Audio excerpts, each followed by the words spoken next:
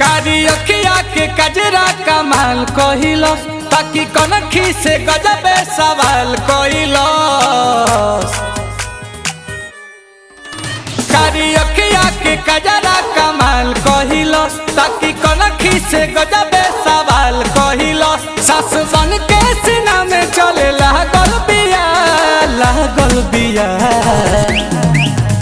अरे हमरो से बेसी हुता, हमरो से बेसी हूँ तो पागल बिया। दिल्ली वाली दिल लेके भागल बिया, मार ले काला काला काजल बिया। दिल्ली वाली दिल लेके भागल बिया।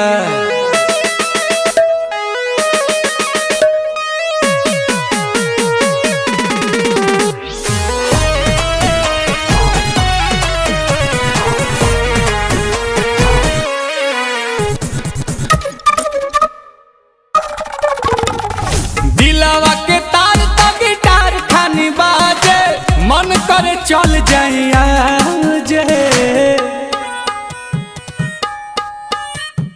होठ चुना मुनिया लगेला हर मुनिया, बोलेला तो सरगम साजे। गीत तो हमारे ला राम जी से मांगल पिया, मांगल पिया।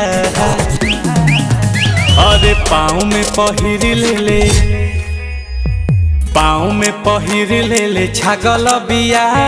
दिल्ली वाली दिल लेके भागल बिया, हमरो से बेसी हूँ तो पागल बिया। दिल्ली वाली दिल लेके भागल बिया।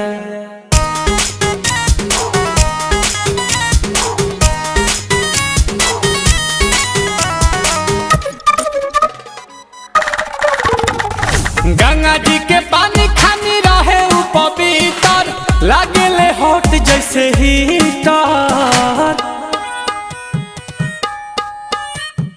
18 बरस के उ धीरे धीरे हंस के बस गल दिलावा के भीतर। नील कमल खाती रात भर जागल बिया, जागल बिया। तो दिलावा में फोटो लेखा, तो दिलावा में फोटो लेखा टांगल बिया। दिल्ली वाली दिल लेके भागल बिया, हमरो से बेसी हूँ तो पागल बिया। दिल्ली वाली दिल लेके भागल बिया। अरे पूरा इंडिया हिली बाबू।